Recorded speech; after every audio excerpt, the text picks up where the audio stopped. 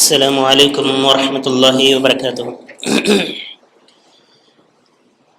حمدا ونصلي أما بعد.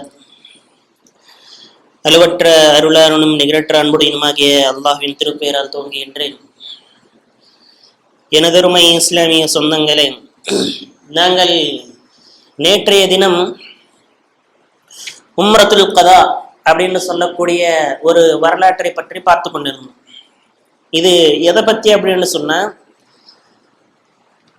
அதாவது பிந்திய வருஷம் குறைஷிகள் சஹாபாக்களையும் ரசூலுல்லாஹையும் உம்ராவை செய்ய விடாமல் தடுத்துவிட்டு, நீங்கள் அடுத்த வருடம்தான் உம்ரா செய்ய வேண்டும் என்று சொல்லி ஒரு உடன்படிக்கையை போட்டார்கள். அந்த உடன்படிக்கை பேரு ஹுதைபியா உடன்படிக்கை. அந்த உடன்படிக்கைக்கு பிறகு ரசூல் ஸல்லல்லாஹு அலைஹி வஸல்லம் 6ஆம் ஹிஜ்ரியில் 7ஆம் ஹிஜ்ரியில் என்ன பண்றாங்க, இந்த உம்ராவை கலா செய்கிறார்கள். இதற்கு பின்னாடி ரசூல் ஸல்லல்லாஹு அலைஹி வஸல்லம் அவர்கள் மதீனாவுக்கு வந்துட்டாங்க. வந்த பின்னாடி ஜில்ஹிஜ்ஜா முடிஞ்சிருச்சு. அதுக்கு பின்னாடி என்ன வருது, ஜமாதில் ஊலா 8ஆம் ஹிஜ்ரி 8ஆம் ஆண்டுல ரசூல் ஸல்லல்லாஹு அலைஹி வஸல்லம் மதீனாவுக்கு ஹிஜ்ரத் செய்து 8 வருடங்களுக்கு பின்னாடி என்னவாகுது, ரசூல் ஸல்லல்லாஹு அலைஹி வஸல்லம் ஒரு சஹாபியை எங்க அனுப்புறாங்க, ரோம நாட்டுக்கு அனுப்புறாங்க. அவங்கள அனுப்பின பின்னாடி அங்க என்னவாகுது, அந்த சஹாபிய என்ன பண்றாங்க, அவங்க கொன்றுறாங்க. கொன்ன பின்னாடி என்னவாகுது, அந்த காலத்தில் ரோமர்கள் ஒரு நபரை கொண்டுட்டாங்க அப்படின்னு சொன்னா, ஒரு தூதனை கொண்டுட்டாங்க அப்படின்னு சொன்னா என்ன அர்த்தம் அப்படின்னு சொன்னா, அது ஒரு மிகப்பெரிய அவமானம். அங்க யுத்தம் என்றது நடந்தே ஆக வேண்டும். அந்த சஹாபியுடைய பேரு, போன சஹாபியுடைய பேர் என்ன, அம்ர் பின் அஸ்தி ரலியல்லாஹு அன்ஹு அவர்கள். இதுக்கு பின்னாடி என்ன ஆச்சு, ரசூல் ஸல்லல்லாஹு அலைஹி வஸல்லம் அவர்கள் இந்த செய்தியை கேட்ட உடனே, இந்த வார்த்தையை கேட்ட உடனே என்ன பண்றாங்க, 3000 நபர்களை கொண்ட ஒரு கூட்டத்தை, ஒரு யுத்த படையை ரசூலுல்லாஹ் ரெடி பண்றாங்க. ரெடி பண்ணிட்டு என்ன பண்றாங்க, அதுக்கு தலைவராக ஸைத் பின் ஹாரிஸா ரலியல்லாஹு அன்ஹு அவர்களை தலைவராக நியமிக்கிறாங்க. தலைவராக நியமிச்சுட்டு என்ன சொல்றாங்க, இந்த போரில் ஸைத் பின் ஹாரிஸா என்ன பண்றாங்க, ஃபர்ஸ்ட் பொறுப்புன்றது எடுத்துக்கிடுவாங்க. அதாவது தலைவன் என்ற பொறுப்பை எடுத்துக்கிடுவாங்க. அவங்கள்ட்ட ஒரு கொடி இருக்கும். அந்த கொடியுடைய அர்த்தம் என்ன அப்படின்னு சொன்னா, இவர் தான் இந்த கூட்டத்துக்கு, இந்த யுத்தத்துக்கு என்னது லீடராக இருப்பார்கள் அப்படின்னு சொல்லிட்டு அர்த்தம். ஒருவேளை அவர்கள் ஷஹீதாங்க ஆயிட்டாங்க அப்படின்னு சொன்னா யாரு வருவாங்க, ஜாஃபர் பின் அபி தாலிப் ரலியல்லாஹு அன்ஹு. இவங்களும் ஷஹீத் ஆயிட்டாங்க அப்படின்னு சொன்னா யார் வருவாங்க, மூணாவதாக அப்துல்லா பின் ரவாஹா ரலியல்லாஹு அன்ஹுமா.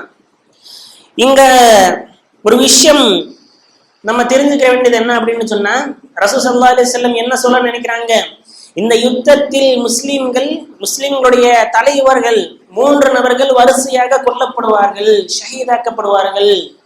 இதற்கு பின்னாடி நீங்க யார லீடரா தேர்வு செய்ய நினைக்கிறீங்களோ அவங்க என்ன பண்ணுங்க, நீங்க லீடரா தேர்வு செஞ்சுக்கோங்க அப்படின்னு சொல்லிட்டு என்ன பண்றாங்க, இது பண்றாங்க. இங்க அப்துல்லா பின் ரவாஹா ரலியல்லாஹு அன்ஹு அவர்கள் என்ன பண்றாங்க, இந்த விஷயத்தை கேள்விப்பட்டதும் அழுவுறாங்க, தேம்பி அழுவுறாங்க. ஒருத்தர் கேட்கிறாங்க அந்த சஹாபிட்ட, எதுக்கு நீங்க அழுவுறீங்க, மரண பயத்தால் அழுவுறீங்களா அப்படின்னு சொல்லிட்டு கேட்கிறாங்க. கேட்ட உடனே, நான் மரண பயத்தால் அழுவல, அல்லாஹ் சுப்ஹானஹு வ தஆலாவுடைய இந்த ஆயத்தை நான் ஓதி கொண்டிருந்தேன், அதனால எனக்கு அழுவு வந்துருச்சு அப்படின்னு சொன்னாங்க. அந்த ஆயத்து என்னது, அல்லாஹ் சுப்ஹானஹு வ தஆலா நரகத்தை பற்றி பேசும்போது, இந்த நரகத்தில் நிறைய நபர்கள் மற்றும் அவர்கள் கூட்டமாக நரகத்தில் அனுப்பப்படுவார்கள் அப்படின்னு சொல்லிட்டு ஒரு ஆயத்தை படிச்சுட்டு அவருக்கு அழுவு வந்துருச்சு. சஹாபாக்கள் என்ன சொல்லுவாங்க, நீங்க உங்களுக்கு ஒண்ணும் ஆகாது, நீங்க நல்லடியார்கள் சேர்ந்தவங்க, நீங்க என்ன பண்ணுவீங்க, போய் விஜயமாக, அதாவது அந்த யுத்தத்தை வெற்றி கொண்டு உசுருடன் உங்களுடன் சேர்ந்து இருப்பீங்க அப்படின்னு சொல்லிட்டு ஒரு ஆறுதலும் சொல்றாங்க. இதற்கு பின்னாடி என்னவாகுது, அங்கிட்டு ரசூலுல்லாஹ்வுக்கு முன்னாடியே, அதாவது முஸ்லிம்களுடைய படைக்கு முன்னாடியே ரோமர்கள், லக்முடைய அந்த குடும்பத்து நபர்கள் மற்றும் பல்கீனிஸ் அப்படின்னு சொல்லக்கூடிய ஒரு கோத்திரத்து நபர்கள் மற்றும் குறைஷிகளுடைய சில பேர்கள் மொத்தம் சேர்ந்து எத்தனை பேர்கள்? 2,00,000 பேர்கள். அல்லாஹு அக்பர். 3000 நபர்கள் யாரு? நம்ம முஸ்லிம்கள். அங்கிட்டு ரோமர்களுடைய சைடு எத்தனை பேரு? 2,00,000 நபர்கள். புகாரியுடைய ரிவாயத்தின் பிரகாரம் எத்தனை லட்சம்? 2,00,000 நபர்கள் என்ன பண்றாங்க? ரோமர் சைடிலிருந்து, அந்த ரோமர்கள் சைடிலிருந்து என்ன பண்றாங்க? வந்து ஒரு இடத்துல உட்கார்ந்து இருக்காங்க. அவங்க பல்கினிஸ் அப்படின்னு சொல்லக்கூடிய ஒரு இடத்துல வந்து அவங்களுடைய டென்ட்டை போட்டு உட்கார்ந்து இருக்காங்க. இப்போ பாருங்களேன், நம்ம முஸ்லிம்கள் வந்து 3000 பேர் தான். அந்த 2,00,000 பேர்கள் கொண்ட அந்த கூட்டத்தை பார்த்துட்டு என்ன பண்றாங்க? இவர்களுக்கு வந்து எதிர்பார்க்காத ஒரு செய்தி. இது ஒரு எதிர்பார்க்காத ஒரு செய்தி. இவ்வளோ பேர் வருவாங்க அப்படின்னு சொல்லிட்டு முஸ்லிம்கள் எதிர்பார்க்கவே இல்லை. வந்தா வந்து இவங்களுக்கு 2 மடங்கோ அல்லது 3 மடங்கோ வந்திருக்கலாம், அல்லது 4 மடங்கோ வந்திருக்கலாமே தவிர 15,000 பேருன்னு தான் ஒரு கணக்குன்றது போட்டாங்க. ஆனால் அங்க பார்த்தா எத்தனையோ மடங்கள் அதிகம். எப்படி வெட்டுக்கலிகள் இருக்கும்ல, அந்த மாதிரி கூட்டம் கண்ணுக்கு தெரியும். எல்லா இடத்துலயும் வந்து ஜனங்கள் தான், போர் வீரர்கள் தான். அவ்வளவு வந்து ஒரு இதாக இருந்துச்சு. இதுக்கு பின்னாடி எதுவுமே போட முடியாது, அதாவது பின்வாங்க முடியாது. ஒரு தடவை யுத்தத்துக்கு வந்துட்டோம் அப்படின்னு சொன்னா பின்வாங்கன்றது ஒரு முடியாத காரியம். ஏன்னு சொன்னா ஒரு வேற வந்து முஸ்லிம்கள் பின்வாங்கி ஓடி வந்துட்டாங்க அப்படின்னு சொன்னா என்ன நடக்கும்? ரோமர்கள் துரத்திட்டு வந்துருவாங்க, மதீனாவை இல்லாம ஆக்கிடுவாங்க, முஸ்லிம்களுடைய சமுதாயமே அழிஞ்சு போயிடும். அதனால என்ன பண்றாங்க? எது நடந்தா அது நடக்குது அப்படின்னு சொல்லிட்டு மைதானத்துல இறங்கிடுறாங்க. இங்க வந்து நம்ம ஒரு சின்ன பிரேக் எடுத்துக்கிட்டு ஒரு விஷயத்தை தெரிஞ்சுக்கிறோம். எதுக்கு இந்த ரோமர்களும் மற்றும் பர்ஷியன்ஸும் இந்த அளவுக்கு வந்து இதா இருக்காங்க அப்படின்னு சொல்லிட்டு பார்த்தோம் அப்படின்னு சொன்னா, இந்த ரெண்டுமே வந்து உலகம் காணாத, இதுவரைக்கும் அரபு நாடுகள் யாருமே காணாத ஒரு சூப்பர் பவர்ஸாக இருந்துச்சு அந்த காலத்துல. நான் முன்னாடியே ஒரு தடவை சொல்லியிருப்பேன், என்னது நடுவுல ஒரு ஆறு ஓடிக்கிட்டு இருக்கும். அந்த ஆறுக்கு இந்த சைடு வந்து பர்ஷியன்ஸ், இந்த சைடு வந்து ரோமன்ஸ் மற்றும் பர்ஷியன்ஸ்க்கும் 2 பேருக்கும் என்னது சண்டைன்றது நடக்கும். அந்த சண்டை எப்படி வந்துச்சுன்னு சொல்லிட்டு இப்ப சொல்றேன். அந்த சண்டைக்கு காரணம் என்ன அப்படின்னு சொல்லிட்டு ஒரு சின்ன உதாரணம். என்னது, இவங்கள்ட்ட நிறைய பலங்கள் இருந்துச்சு.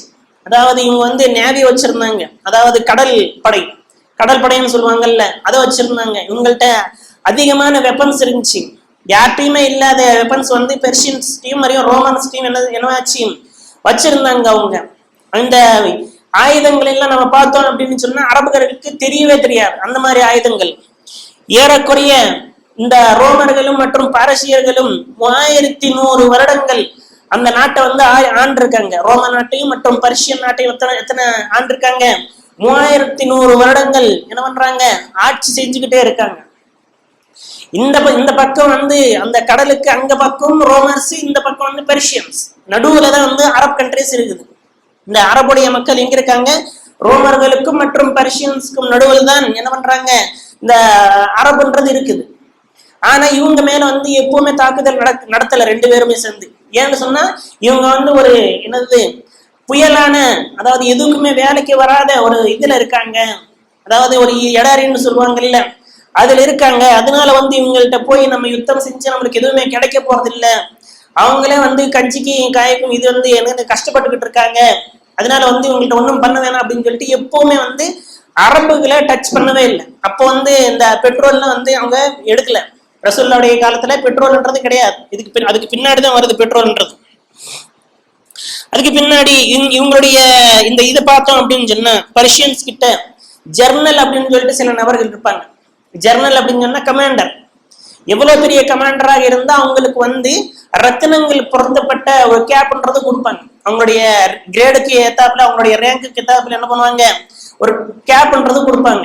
அந்த கேப்ல வந்து எத்தனை ரத்தினங்கள் அமர்த்தப்பட்டால் அவ்வளவு உயர்ந்த பதவியில உள்ள மாதிரி. இப்போ ரோமர்களுக்கும் மற்றும் பர்ஷியன்ஸ்க்கும் எப்படி சண்டை வந்துச்சுன்னு பார்ப்போம். 53,000 BC, அதாவது 53,000 BCக்கு முன்னாடி, அதாவது ரோமர்களும் மற்றும் பார்சியர்களும் என்னது இருக்கிறப்போ அவங்க வந்து 5300 வருஷத்துக்கு முன்னாடி என்னவாகுது? ரோமர்கள் பாலஸ்தீன் அந்த பர்ஷியன்ஸ் வந்து அட்டாக் பண்ண வர்றாங்க. எப்படி வர்றாங்க? இந்த போர்டர்ஸ் இருக்குல்ல, அந்த நதியுடைய போர்டர்ஸ், இந்த பக்கம் ரோமர்கள் சொன்னோம், இந்த பக்கம் பெர்ஷியன்ஸ் சொல்லணும். பெர்ஷியன்ஸ் உடைய அந்த போர்டரை வந்து இவங்க தாக்குதல் நடத்துறாங்க. 40,000 கொண்ட ஒரு இதை வந்து கூட்டிட்டு வர்றாங்க. கூட்டிட்டு வந்து அங்க இறங்குறாங்க, யுத்தத்துக்கு இறக்குறாங்க. இறங்குனப்போ என்ன ஆகுது, 8000 பர்ஷியன்ஸ் என்ன பண்றாங்க, அம்பை ஏந்திக்கிட்டு நிக்கிறாங்க. இவங்க எத்தனை பேர், 4000 பேர்கள். அவங்க பர்ஷியன்ஸ் எத்தனை பேரு, 4000 பேர்கள். அவங்க வந்து பார்த்துட்டு வெறும் 8000 பேர் தானே, ஒரு நிமிஷத்துல முடிச்சிடலாம் அப்படின்னு சொல்லிட்டு என்ன பண்றாங்க, தாக்குதலை ஆரம்பிக்கிறாங்க. தாக்குதலை ஆரம்பிச்ச உடனே இந்த ரோமன்ஸ்க்கு எப்பவுமே தெரியாத ஒரு டெக்னிக் வந்து இந்த பெர்ஷியன்ஸ் யூஸ் பண்றாங்க. அதாவது கையாளுறாங்க. எப்படி, குதிரை வந்து மெதுவா நடந்துகிட்டே இருக்குது, இவங்க என்ன பண்றாங்க, குதிரை மேல அப்படியே படுத்து என்ன பண்றாங்க, மேலிருந்து அம்பு விடுறாங்க. ஃபர்ஸ்ட் வந்து ஸ்ட்ரைட்டா அம்பு விடுவாங்க. அதாவது நேரா அம்பு விட்டோம்னா என்னவாகும், இந்த ரோமன்ஸ் வந்து ஒரு செவரு மாதிரி, ஷீல்டுடைய செவரு, அதாவது டால்னு சொல்லுவாங்கல்ல, அது ஒரு செவரு மாதிரி கட்டிடுவாங்க. ஷீல்ட வச்சு என்ன பண்ணுவாங்க, எல்லாரும் கட்டிட்டு சிரிப்பாங்க, இது இவ்வளவுதானா அப்படின்னு சொல்லிட்டு. அதுக்கு பின்னாடிதான் என்னவாகும், இவங்களுடைய டெக்னிக் சொல்லணும்னா வந்து வெளியில வர ஆரம்பிக்கும். அவங்க என்ன பண்ணுவாங்க, குதிரையை வந்து மெதுவா ஓட்டுவாங்க, ஓட்டிட்டு மேல அம்போட ஆரம்பிப்பாங்க. மேல அம்போட ஆரம்பிச்சோன்னே இந்த ரோமர்களுக்கு எதுவும் புரியாது. இது என்ன ஒரு புது டெக்னிக்கா இருக்குது, குதிரை என்பது தானாக நடக்குது, அந்த என்னது சேவகன் அந்த சோல்ஜர் என்றும் என்ன பண்றான், தனியாக செயல்படுறான். ரெண்டும் வந்து வேறாக செயல்படுது. உடனே அவங்க யோசிக்கிறதுக்கு முன்னாடியே எத்தனையோ நபர்கள் என்ன பண்றாங்க, கொல்லப்படுறாங்க. கொல்லப்பட்ட பின்னாடி ரோமர்கள் என்ன பண்றாங்க, ஸ்லோ ஆயிடுறாங்க. இந்த இடத்துல ஸ்லோ ஆயிட்டு என்ன பண்றாங்க, யோசிக்கிறாங்க இவங்களை எப்படி தாக்குதல் நடத்தணும் அப்படின்னு சொல்லிட்டு. இந்த பர்ஷியன்ஸ் மலைக்கு மேல ஏறிடுறாங்க. ஏறிட்டு அங்க பக்கம் போன உடனே மாயமா மறைஞ்சிடுறாங்க. மறைஞ்ச பின்னாடி என்னவாகுது, இந்த ரூமர்கள் இவங்க தப்பிக்க கூடாது அப்படின்னு சொல்லிட்டு வேக வேகமா மலைக்கு மேல ஏறுறாங்க. ஏறின பின்னாடி அங்க என்னவா தெரியுமா, ஃபுல்லி ஆர்மர். அந்த குதிரைக்கும் வந்து என்னது, அந்த ஷீல்டு இருக்குது, மனுஷனுக்கும் ஷீல்டு இருக்குது. மனுஷனும் என்ன பண்றான், அந்த யுத்தத்துடைய கவச்சத்தை போட்டுக்கிறான். அந்த குதிரைக்கும் அணிஞ்சிருக்குது. அதுக்கு பின்னாடி என்ன பண்றாங்க, கேட்டர் ஃபேக்ஸ் சொல்லுவாங்க, ஒரு உயரமான ஒரு கம்பி இருக்கும். அதுக்கு முன்னாடி என்னவாகும், ஒரு கத்தின்றது சுருவப்பட்டிருக்கும். அந்த மாதிரி ஒரு இது அந்த காலத்துடைய டேங்காக அவங்க யூஸ் பண்ணாங்க. இந்த இதையும் வந்து என்ன பண்றாங்க, ரோமர்ஸ் பார்க்கவே இல்லை. அந்த காலத்துல இந்த இதையும் வந்து ரோமர்கள் பார்க்கவே இல்லை. என்ன பண்றாங்க, அவங்க இருந்து ஏறி வர்றாங்க. வந்த உடனே ரோமர்கள் பயந்துடுறாங்க. பயந்துட்டு என்ன பண்றாங்க, பின்னாடி ஓடுறதுக்காக வேண்டி நாங்க இப்படி சண்டை போடுறது, நீங்க பின்னாடி இறங்குங்க அப்படின்னு சொன்னதும் அங்கிருந்து வந்துட்டு எல்லாருமே வந்து வெட்ட ஆரம்பிக்கிறாங்க. அப்படியே ஸ்லைஸ் பண்ணிட்டு மொத்தமா கிளியர் பண்றாங்க. இப்படியே வர்றாங்க, கீழே இறங்கி திரும்ப இப்படி போறாங்க. மொத்தம் 20,000 நபர்கள் ஒரே தடவை ஸ்லைஸ் ஆயிடுச்சு. மொத்தத்தையும் வந்து வெட்டி தள்ளிட்டாங்க, குமிச்சிட்டாங்க அப்படியே. இதுக்கு பின்னாடி அந்த 20,000 நபர்கள் இருக்காங்கல்ல, அவங்க வந்து வெயிட் பண்றாங்க. இவங்களுடைய அந்த அம்புகள்லாம் தீந்துடட்டும், நம்ம என்ன பண்ணுவோம், அவங்க மேல அட்டாக் பண்ணுவோம், எவ்வளவு நேரம் தான் தாக்கு பிடிப்பாங்க அப்படின்னு சொல்லிட்டு. இதுக்கு ஒரு 10 நிமிஷத்துக்கு பின்னாடி என்னவாகுது, 1000 ஒட்டகங்கள் வருது. 1000 ஒட்டகங்களுக்கு மேல திரும்ப என்னவாகுது, 1000 அம்புகள். ஒவ்வொரு ஒட்டகத்துக்கு மேலையும் 1000 அம்புகள். இதுக்கு பின்னாடி அதை பார்த்துட்டு இவங்க எல்லாம் பயந்துட்டாங்க. 10,000 நபர்கள் ஓடிட்டாங்க. 10,000 நபர்கள் என்னவாகுது, கைதியாக்கப்படுறாங்க. இவனுடைய ரோமனுடைய ஜெனரல் இருக்கான்ல, அவனுடைய பையனை கூட்டிட்டு வந்து அந்த ஜெனரலுக்கு முன்னாடியே அவனுடைய தலையை வெட்டி என்ன பண்றாங்க, யுத்தத்துடைய அந்த இதுக்கு வந்து நீ இப்ப என்ன பண்ண முடியும் அப்படின்னு சொல்லிட்டு சவால் விடும் அளவுக்கு வந்து அவன் சவால் பண்றான். அதுக்கு பின்னாடி ரோமனுடைய அந்த சக்கரவர்த்தியும் அந்த கமாண்டரையும் கூப்பிட்டு வர்றாங்க. அவனையும் வந்து என்ன பண்றாங்க, உனக்கு தங்கம் தானே தேவை அப்படின்னு சொல்லிட்டு தங்கத்தை உருக்கி அவனுடைய வாயில ஊத்துறாங்க. இந்த அளவுக்கு வந்து ஒரு கொடுமையான இது செய்யக்கூடிய ஒரு நபர்களாகத்தான் என்ன பண்றாங்க, பெர்ஷியன்ஸ் இருந்தாங்க. இந்த நேரத்துல இருந்து என்னவாகுது, ரோமர்களுக்கும் மற்றும் பெர்ஷியன்ஸுக்கும் சண்டைன்றது ஏற்படுது. ஆனால் இவ்வளவு பலம் கொண்ட இந்த இவர்களையும் என்ன பண்றாங்க, ரசூல் ஸல்லல்லாஹு அலைஹி வஸல்லம் உடைய காலத்திலேயே காலித் பின் வலீத் ரலியல்லாஹு அன்ஹு என்ன பண்றாங்க, அவங்கள்ட்ட இருந்து தப்பிக்க வச்சு முஸ்லிம்களை வந்து வீட்டுக்கு கூட்டிட்டு வந்துடுறாங்க. எவ்வளவு பெரிய ஒரு கமாண்டர்னு பாருங்க காலித் பின் வலீத் ரலியல்லாஹு அன்ஹு அவர்கள். இந்த மாதிரி ஒரு அதிர்ச்சியான, இந்த மாதிரி ஒரு என்னது புல்லரிக்கக்கூடிய ஒரு விஷயங்கள் எப்ப நடக்கும் தெரியுமா, உள்ளத்தில் ஈமானியம் இருந்தால், இல்ல உள்ளத்தில் அல்லாஹுடைய அச்சம் இருந்தால், உள்ளத்தில் அல்லாஹுடைய அந்த நம்பிக்கைன்றது இருந்துச்சு அப்படின்னு சொன்னா எவ்வளவு பெரிய இதாக இருந்தாலும் சரி என்ன பண்ணுவோம், அல்லாஹுடைய பேரில் அல்லாஹுடைய பெயரால் முன்னாடிதான் நம்ம அடியை எடுத்தோம் தவிர பின்னாடி வந்தது என்னது இறங்க மாட்டோம். அந்த இடத்துல வந்து முஸ்லிம்ஸ் இல்லாமல் வேற ஒரு நபர்களாக இருந்தால் என்ன நடந்திருக்கும், எல்லாருமே வந்து அங்கேயே சாகடிச்சுப்பட்டிருப்பாங்க. ஏன்னு சொன்னா முஸ்லிம் என்பவன் அல்லாஹ் சுப்ஹானஹு வ தஆலா குர்ஆன்ல சொல்ற மாதிரி ஒரு முஸ்லிம் என்பவன் 10 காஃபிர்களுக்கு சமம். ஒரு முஸ்லிம் 10 காஃபிர்களுக்கு சமமாம். இதற்கு பின்னாடி என்ன ஆச்சுன்னு பார்ப்போம். ரசூல் ஸல்லல்லாஹு அலைஹி வஸல்லம் சொன்னாங்க, ஸைத் பின் ஹாரிஸா ரலியல்லாஹு அன்ஹு அவர்கள் முதல்ல என்ன பண்ணுவாங்க, கொடியேந்தி அந்த 3000 நபர்களுக்கும் என்னவாகும், தலைமை வாய்ந்து அந்த யுத்தத்தை ஸ்டார்ட் பண்ணுவாங்க. ஸ்டார்ட் பண்ண பின்னாடி ஸைத் பின் ஹாரிஸா ரலியல்லாஹு அன்ஹு அவர்கள் ரொம்ப வீரமாக சண்டை போடுவாங்க. சண்டை போட்ட பின்னாடி அவங்க ஷஹீதாக்கப்பட்டுருவாங்க. ஷஹீதாக்கப்பட்ட பின்னாடி அந்த கொடி கீழே விழுவதற்கு முன்னாடியே என்னவாகும், ஜாஃபர் பின் தையார் ரலியல்லாஹு அன்ஹு அவர்கள் என்ன பண்ணுவாங்க, அந்த கொடியை வந்து பிடிச்சிருவாங்க. குதிரை மேலதான் இருப்பாங்க, நல்லா சண்டை போட்டுக்கிட்டு இருப்பாங்க. யுத்தம் என்பது ரொம்ப சூடு பிடிக்கும். அவங்களுடைய வீரம் என்பது, ஜாஃபர் ரலியல்லாஹு அன்ஹுடைய வீரம் என்பது உச்சத்துக்கு போகும். அப்ப என்ன பண்ணுவாங்க, குதிரையிலிருந்து கீழே இறங்கி கத்திகளை 2 கத்திகளை கொண்டு என்ன பண்ணுவாங்க, ஒருத்தருத்தையும் சீவிக்கிட்டே இருப்பாங்க, அப்படி வெட்டிக்கிட்டே இருப்பாங்க. வெட்டிக்கிட்டு இருக்கிறப்ப ஒரு ரோமன் என்ன பண்ணுவான், அவங்களுடைய அந்த பீச்சாங்கையை வெட்டிடுவான். வெட்டின பின்னாடி கொடியை வந்து இலது கையில பிடிப்பாங்க, அந்த கையும் வெட்டிடுவாங்க. வெட்டின பின்னாடி என்னவாகும், அந்த ஜாஃபர் ரலியல்லாஹு அன்ஹு அவர்கள் இந்த 2 கையுடைய இந்த கை இருக்கும்ல, அந்த கையினால வந்து இப்படி பிடிச்சுக்கிடுவாங்க. திரும்ப இன்னொரு ரோமன் என்ன பண்ணுவான், அவங்க மேல அம்பு பாஞ்சு தலையை வந்து வெட்டிடுவான். அவங்க ஷஹீதாக்கப்படுறாங்க. உடனே வந்து அப்துல்லா பின் ரவாஹா ரலியல்லாஹு அன்ஹு அந்த கொடியை வந்து தாங்குறாங்க. இவங்க என்ன பண்ணிட்டு இருந்தாங்க, ஒரு இடத்துல இருந்து அவங்களுடைய பசியை வந்து தீர்த்துக்கிட்டு இருந்தாங்க. யுத்தம் செஞ்சுக்கிட்டு இருந்தாங்க. நடுவில் என்ன வச்சு, அவங்களுக்கு வந்து அதிகமான பசி இருந்துச்சு. இந்த விஷயத்த பாக்குறாங்க, ஜாஃபர் ரலியல்லாஹு அன்ஹு 2 கையும் வெட்டப்பட்டுச்சு அப்படின்னு சொல்லிட்டு. எதுக்கு வெட்டப்பட்டுச்சு அப்படின்னு சொன்னா, அதாவது இவங்களுக்கு வந்து தையார் அப்படின்னு சொல்லிட்டு எதுக்கு ஒரு புனை பெயர் கொடுத்தாங்க அப்படின்னு சொன்னா, அவங்க ரசூல் ஸல்லல்லாஹு அலைஹி வஸல்லம் என்ன சொன்னாங்க, இவங்களுக்கு வெட்டப்பட்ட இந்த 2 கைக்கு பதிலாக அல்லாஹ் சுப்ஹானஹு வ தஆலா சொர்க்கத்தில் 2 ரெக்கைகளை கொடுப்பான், அதை கொண்டு அவர் பறப்பார்கள் அப்படின்னு சொல்லிட்டு ஒரு ஹதீஸ் ஒன்று இருக்குது. அதனாலதான் என்ன பண்ணுது, அவங்களுடைய பெயர் ஜாஃபரே தையார் அப்படின்னு குறிப்பிடுவாங்க. அதாவது பறக்கும் நபர், பறக்கக்கூடிய சஹாபி அப்படின்னு சொல்லிட்டு பெயர்ன்றது வந்திருக்குது. இதுக்கு பின்னாடி அப்துல்லா பின் ரவாஹா ரலியல்லாஹு அன்ஹு என்ன பண்ணுவாங்க, ஒரு எலும்பு துண்டை கடிச்சுக்கிட்டு இருப்பாங்க. கடிச்சுக்கிட்டு இருந்துட்டு அவங்க ஷஹீத் ஆயிட்டாங்க, நீ ஏன் இன்னும் இங்க உட்கார்ந்துருக்க அப்படின்னு சொல்லிட்டு அவங்கள கேள்வி கேட்டிருப்பாங்க. நான் வந்து சாப்பிட்டுக்கிட்டு இருக்கேன்னு சொல்லுவாங்க. சொன்ன உடனே, நீ வந்து இந்த சாப்பிடுறதுக்கு முக்கியமா சொர்க்கத்துக்கு போறது முக்கியமா அப்படின்னு சொல்லிட்டு அந்த கறி துண்டை வந்து வீசிட்டு ஓடி போய் அந்த கொடியை வந்து தாங்குவாங்க. தாங்கின பின்னாடி அவங்களும் ஷஹீதாக்கப்படுவாங்க.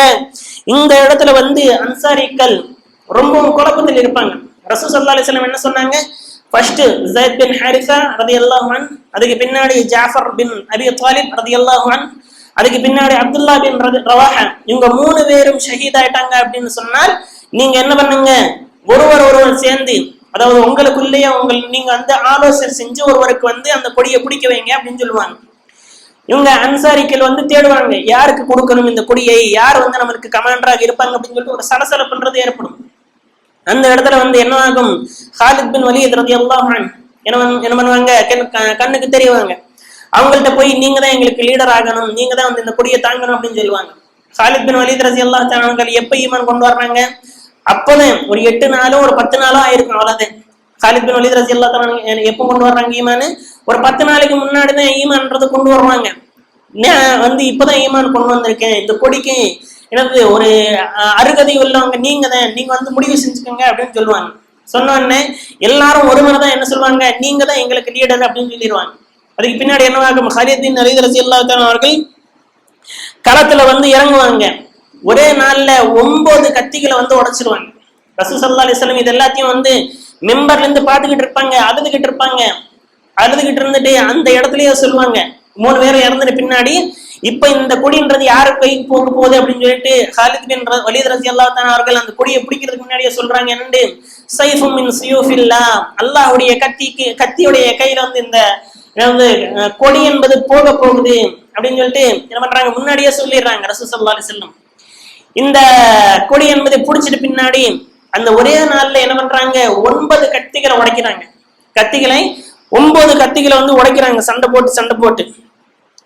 இதற்கு பின்னாடி அந்த ஹாலித் பின் வலீத் ரலியல்லாஹு அன்ஹு புரிஞ்சுக்கிட்டாங்க, இந்த யுத்தத்தை வந்து நம்ம ஜெயிக்க முடியாது, எப்படி இருந்தாலும் சரி முஸ்லிம்களை காப்பாத்தியே ஆகணும் அப்படின்னு சொல்லிட்டு என்ன பண்றாங்க, ஒரு சின்ன ஸ்ட்ராட்டஜி ஒண்ணு யூஸ் பண்றாங்க. அதாவது ஒரு யுக்தி ஒண்ணு யூஸ் பண்றாங்க.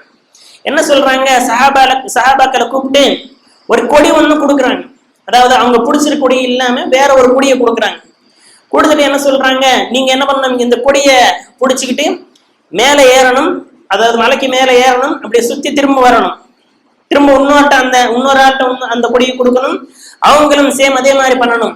அதே மாதிரி மல்டிபிள் டைம்ஸ், அதாவது அதிகமான தடவைகள் பண்ணுங்க அப்படின்னு சொல்லுவாங்க. இது பார்த்துட்டு அந்த கொடி வந்து மாறிக்கிட்டே இருக்கிறத பார்த்துட்டு என்ன பண்றாங்க, ரோமர்கள் கன்ஃபியூஸ் ஆயிட்டாங்க.